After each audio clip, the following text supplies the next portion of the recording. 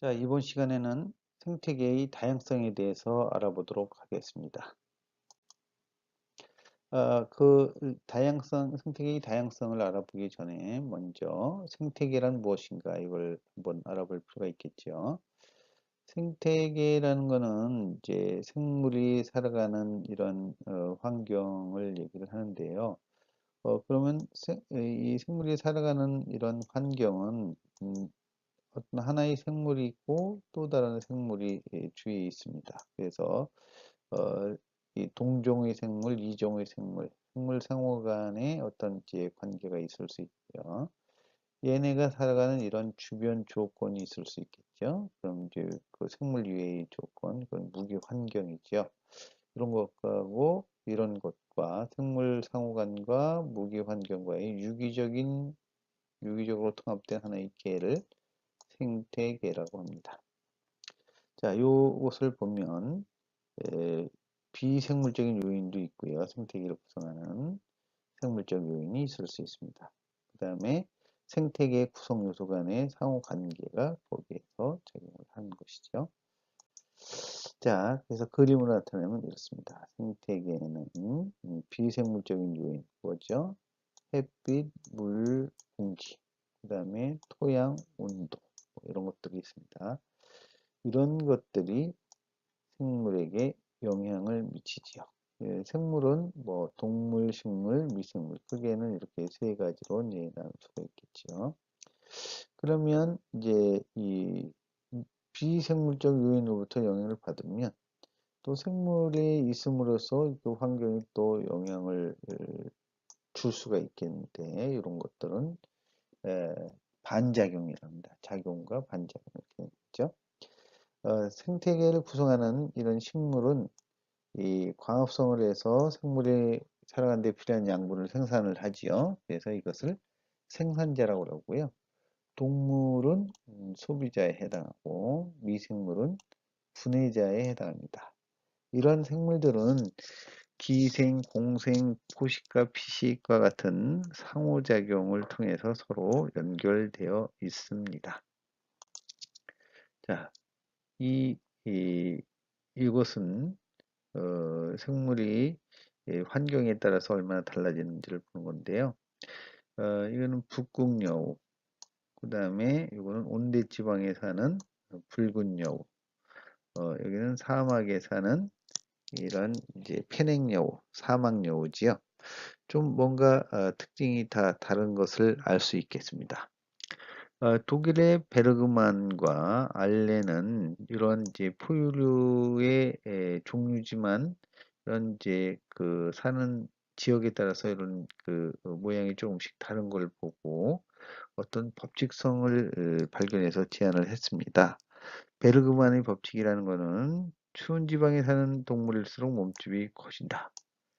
몸집이 커질수록 어, 열을 많이 발생시킬 수 있고 체온을 유지하기 쉽기 때문에 몸집이 커진다라고 본 거죠. 알렌이라는 사람도 어떤 법칙을 얘기했는데 이 포유류의 경우 추운 지방에서 사는 동물일수록 몸의 말단부가 작다, 짧다 이렇게 얘기를 하고 있어요. 지금 여기서 똑같은 경향을 다 볼 수 있는 것이죠. 자, 이런 것들이 생물이 환경의 영향을 받는 예로 제시될 수 있겠습니다.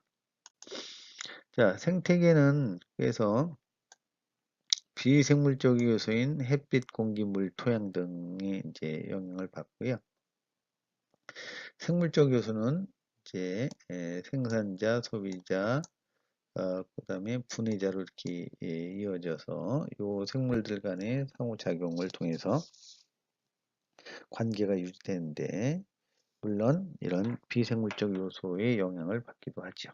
그래서 이런 것들이 생태계를 구성하고 있는 것입니다.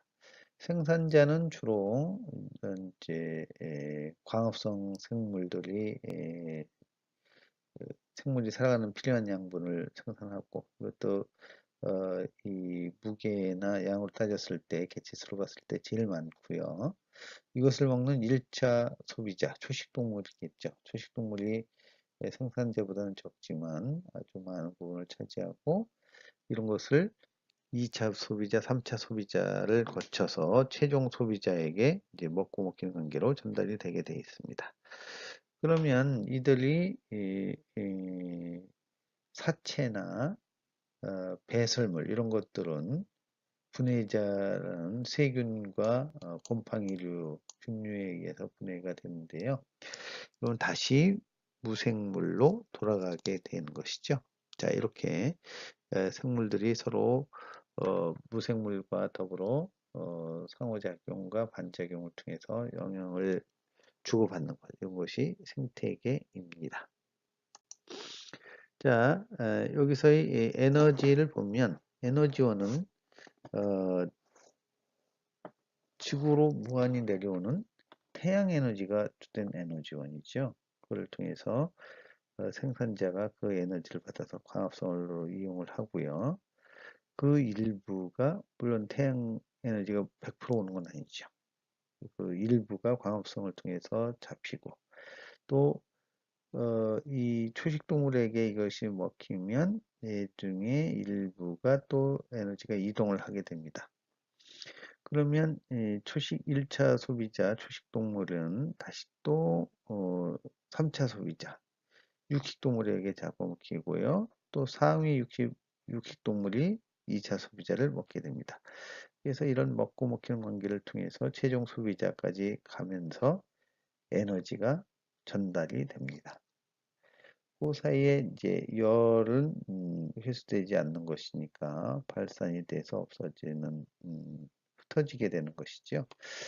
요 배설물 사체와 배설물 몸의 일부를 분해자가 분해해서 다시 무생물적 조건으로 비생물적 조건으로 바꿔주는 것입니다. 어쨌든 에너지 관계로 봤을 때는 에너지는 점점 영양 단계가 높아질수록 줄어들고 일부는 열로 발산이 된다라는 것을 알 수 있겠습니다.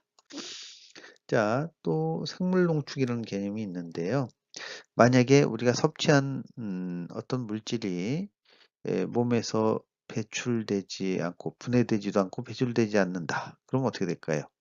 우리가 먹고 먹히는 관계로 이렇게 생물이 이어졌다면 이런 것들은 상위 포식자로 갈수록 굉장히 높은 농도로 축적이 될 수 있겠죠. 예를 들어서 호수의 물이 0.00003 ppm만큼의 어떤 오염물질이 유입이 됐다.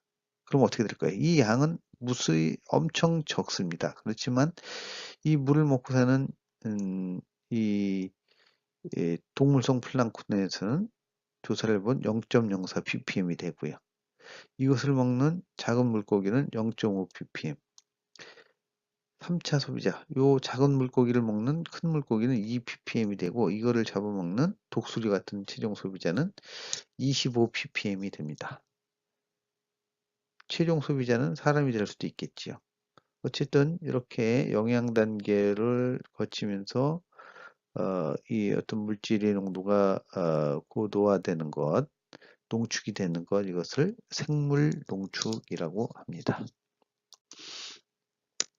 그 다음에 악어와 악어새, 이제 생물들의 관계인데요. 이들은 서로 상호 이익을 주는 관계로 악어새는 이제 먹이를 얻고 악어는 자기 입 근처에 있는 이런 이제 세균이나 벌레들을 이 기생충들을 제거하게 되는 이런 효과를 얻게 되는 거죠. 이것이 서로 도움을 주는 공생관계, 상리공생입니다. 그 다음에 편리공생의 하나의 예인데요. 고래의 몸 위에 이렇게 따개비가 많이 붙어 있습니다. 그러면 이 고래는 별로 도움을 받지를 못하고 있지요. 그렇지만 이 따개비는 이 고래 몸에 붙어 있으면서 이동을 하면서 먹이를 풍부하게 구할 수 있겠다라는 것이죠. 이런 편리공생의 관계. 그다음에 이렇게 우리 장에 있는 이런 이제 기생충들 이런 것들은 이제 기생을 하는 거죠. 우리 몸이 숙주가 되는 겁니다. 그다음에 포식과 피식 이 치타가 어린 사슴처럼 보이는 이런 생물을 쫓아가고 있는데요. 이거는 잡아먹히는 것 피식자, 이것을 잡아먹는 것 포식자 이렇게 되게 되어 있습니다. 이렇게 생태계에서는 피식과 포식의 관계를 많이 볼 수가 있겠습니다. 자, 피식과 포식의 관계의 대표적인 것이 토끼와 스라소니 관계입니다.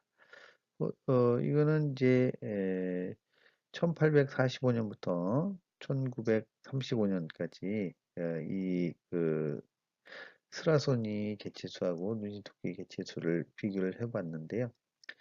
눈신토끼가 이렇게 주기적으로 증가했다가 감소하고 증가했다가 감소하고 하는 그럽니다. 그러면 이거에 따라서 스라소니도 증가했다가 감소하고 증가했다가 감소하는데 약간 이제 시간이 그 지연이 돼서 이런 이제 분포 곡선이 나타나지요. 이것은 먹이가 많으면 스라소니도 많이 증가를 하지만 이 스라소니 때가 많아서 먹이들이 줄어듭니다. 그러면 스라소니는 먹이가 없어서 굶어 죽게 되는 거죠. 자, 이런 것이 계속 반복적으로 일어나는 것을 개체수 변동이라고 합니다. 이 그래프를 보면 알 수 있겠지요. 자, 그럼 먹이가 부족해지면 또 천적들이 많이 죽어요. 그렇죠?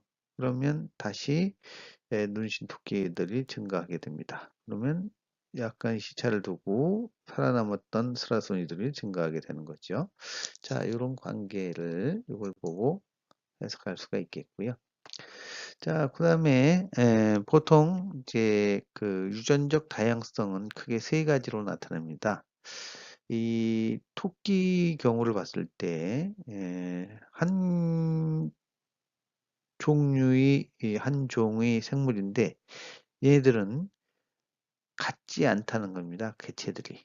개체들마다 다 다른 특성을 나타내는 이런 것들을 개체군의 유전적 다양성이라고 합니다. 유전자가 다 다르기 때문에 그렇죠. 그리고 이 다음으로는 이제 이 생태계의 종다양성. 생태계의 이, 이, 이 안에 살고 있는 여러 생물들이 아주 다양하게 여기에 있을 수 있다는 것이 되겠고요. 그 다음에 전 지역의 군집 및 생태계의 다양성. 종이 다양하게 있다는 것이고, 생태계 다양성이라는 것입니다. 생태계는 뭐, 습지 생태계도 있고, 초원 생태계도 있고, 산림 생태계도 있고, 사막 생태계도 있고, 이 사바나라는 그런 조건도 있고, 상당히 다양한 이러한 이제, 에, 이 생태계를 갖고 있다는 거죠. 그래서, 우리가 일반적으로 이 생물 다양성을 얘기하면 개체의 유전적 다양성, 종 다양성, 생태계 다양성 요 세 가지를 얘기를 합니다. 자, 이제 이 에스키모인 같은 경우는 이제 이 지방층이 두꺼워서 추운 날씨에 끄떡도 없다. 그렇죠? 주위에 잘 똑같은 사람인데 주위에 잘 견딜 수 있는 이런 신체 구조를 갖고 있고요. 사막에 사는 사람들은 몸이 가늘고 길쭉하고 길쭉길쭉하고 가늘어서 더위를 잘 안 타는 뭐 이런 신체의 특성을 가지고 있습니다. 자, 달팽이의 이 경우로 볼 수 있는데 무늬가 다 다르지요. 자, 이런 것은 이제 개체의 유전적 다양성에 기인하는 것입니다. 자, 이런 것들을 보면 생물이 굉장히 다양하다라는 것을 또 알 수 있겠습니다.